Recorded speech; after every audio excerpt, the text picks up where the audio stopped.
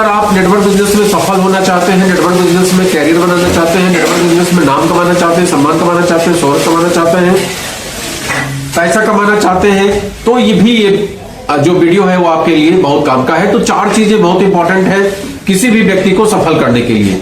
तो मैं प्रवीण चंद्रा कानपुर से, chairman star international marketing corporation, आप सभी लोगों का इस वीडियो में तहे दिल से स्वागत करता हूं। और आप लोगों को कुछ जानकारी देने के लिए मैं आज कुछ सार्थक प्रयास करता हूं जिससे आप लोगों को कुछ जानकारी मिल सके। तो 4 चीजें आप लोग भी नोट कर लीजिए, 4 चीजें कॉपी पेन डायरी लेकर बैठ जाइए। 4 चीजें जो आपको सफल बना सकती हैं और जिसके अभाव में हम लोग सफल नहीं हो पा रहे हैं। हम लोग अपना कैरियर तो बनाना चाहते हैं, लेकिन उस कैरियर में जो बैरियर है उसको हम लोग समझ नहीं पा रहे हैं। तो उन चीजों को समझने का प्रयास करिए कि कौन सी ऐसी 4 चीजें हैं जो कि हमें कैरियर में सफल बना सकती हैं। तो नंबर 1 स्टार्ट करते हैं वीडियो को। नंबर 1 है वैल्यूएबल प्रोडक्ट्स। आपको उस वैल्यूएबल प्रोडक्ट्स को सेल करना है। नंबर 1, लोग क्या सोचते हैं कि केवल टीम बना देंगे तो काम बन जाएगा, मोटिवेशन सीख लेंगे तो काम बन जाएगा, विभिन्न सारी चीजें सीख लेंगे तो काम बन जाएगा। लेकिन अगर आपको सेल करना नहीं आएगा, केवल यूज करने से, एक मिसकॉन्सेप्ट है कि यूज करना है, तो यूज भी करना है, लेकिन साथ में इनके प्रोडक्ट को, जो इस कंपनी में भी आप जुड़े हुए हैं, इसके प्रोडक्ट को सेल कर भी करना है। क्योंकि हम जब तक सेल नहीं करेंगे, जब तक हम उस स्ट्रेटेजी को नहीं समझेंगे कि प्रोडक्ट सेल कैसे किया जाता है, प्रोडक्ट को सेल करने के लिए कितने पापड़ बेलने पड़ते हैं, तब तक हम उस सेक्टर में सफल नहीं हो सकते। तो सबसे इंपॉर्टेंट चीज है सेल करना। अब सेल करने से जो आपको चीजें हासिल होती हैं उसको समझने का प्रयास करिए। नंबर 1, जब हम प्रोडक्ट का यूज करते हैं तो हमें प्रोडक्ट के विषय में क्वालिटी पता चलती है कि क्या प्रोडक्ट के अंदर में क्वालिटी है, क्या उसका नेचर है, हमारे लिए फायदेमंद भी है कि नहीं है, एक सामान्य व्यक्ति के लिए फायदेमंद है या नहीं है, उसका जो रेट है वो रिजनेबल है या नहीं है, ये सब चीजें हमको पता चलती है। तो नंबर 1 चीज तो ये हो गया कि आपके प्रोडक्ट की वैल्यू पता चलती है। दूसरा, जब हम इसको सेल करने का प्रयास करते हैं तो हम उस टेक्निक को सीखते हैं जिस टेक्निक के माध्यम से हम प्रोडक्ट को सेल कर सकते हैं। तो प्रोडक्ट को सेल करने के लिए सबसे इंपॉर्टेंट चीजें जो होती हैं, जैसे आपके अंदर प्रोडक्ट के ऊपर कॉन्फिडेंस होना चाहिए, आपको इस बात का यकीन होना चाहिए कि आप किसी व्यक्ति को जिसको भी दे रहे हैं उसको वो प्रोडक्ट का फायदा मिलने वाला है, आपको उसके रेट के बारे में यकीन होना चाहिए कि रेट हम जेन्युइन ले रहे हैं। इस तरह का प्लस में मनुष्य को कन्विंस करना दुनिया का सबसे कठिन काम है। तो कन्विंस कैसे आप करेंगे? तो अपने प्रोडक्ट को लेकर जब आप कन्विंस करने के लिए जाएंगे तो आपको ये सब चीजें पता चल जाएंगी कि आप किसी भी प्रोडक्ट के क्वालिटी को समझेंगे, उसके रेट को समझेंगे, उसके वैल्यू को समझेंगे और अल्टीमेटली सेल करने की टेक्निक को सीखेंगे, जो दुनिया का सबसे इंपॉर्टेंट टेक्निक है। इस दुनिया में सबसे इंपॉर्टेंट अगर कुछ है तो वो है टेक्निक सेल करने का। एक डॉक्टर भी अपने टेक्निक को सेल करता है तभी वो इनकम करता है। आप देखे होंगे कि बहुत सारे एमबीबीएस इनकम उस हिसाब से नहीं कर पाते हैं और कुछ ऐसे एमबीबीएस होते हैं जो बहुत ज्यादा पैसा कमा लेते हैं। दोनों में डिफरेंस क्या होता है? सेल करने की टेक्निक। तो इस सेल करने की जो टेक्निक होती है वो आपको इस सेक्टर में सीखना पड़ेगा। तो नंबर 1 हमने आपको बताने का प्रयास किया, सेल करने की टेक्निक। दूसरा जो सबसे ज्यादा इंपॉर्टेंट इस सेक्टर के लिए है वो है रिक्रूटमेंट ऑफ पीपल। आपको लोगों को ज्वाइन कराना पड़ेगा। अब उसके लिए जो भी टेक्निक है वो आपको सीखना पड़ेगा।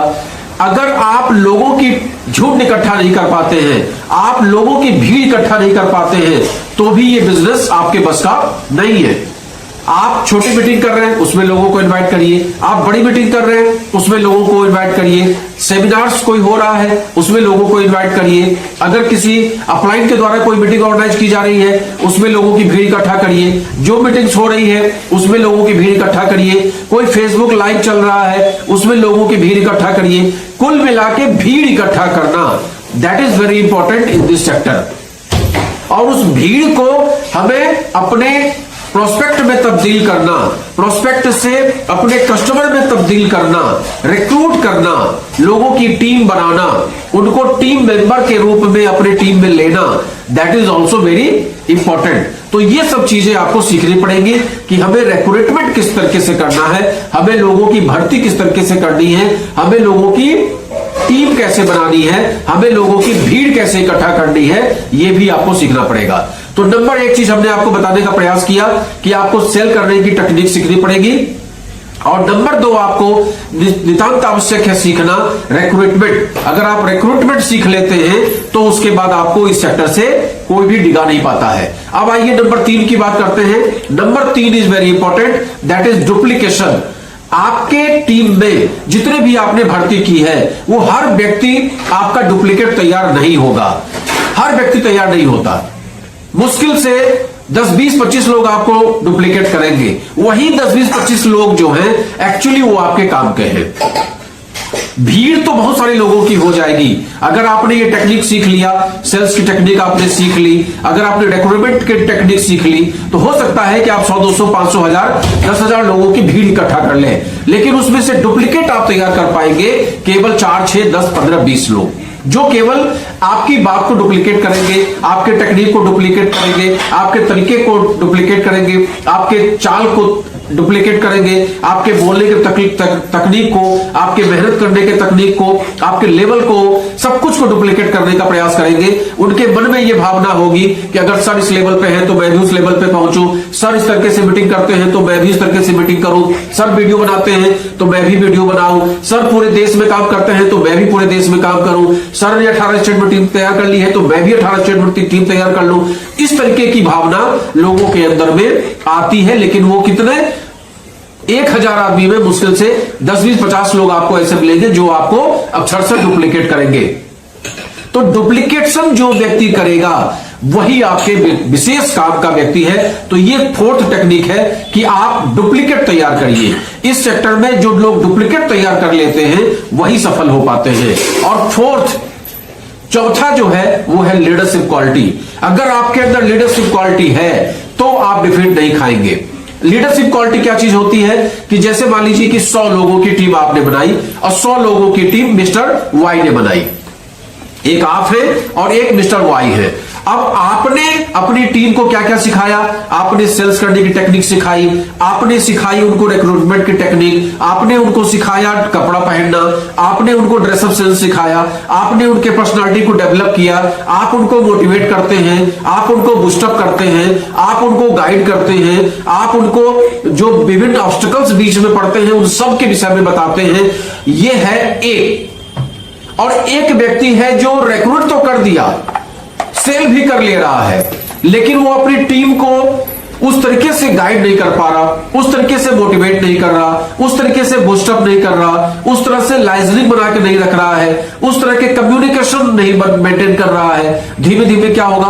तरक्की आप खुद सोचिए, विवेचना करिए दोनों बात को सुन के। ये है मिस्टर ए, इन्होंने भी 100 लोगों की टीम बनाई, सेल्स में ये भी माहिर है, रिक्रूटमेंट में ये भी माहिर है। और ये है मिस्टर बी, ये भी सेल्स में टेक मास्टर है, ये भी रिक्रूटमेंट में मास्टर है। इन्होंने भी 100 लोगों की टीम बना दी, इन्होंने भी 100 लोगों की टीम बना दी।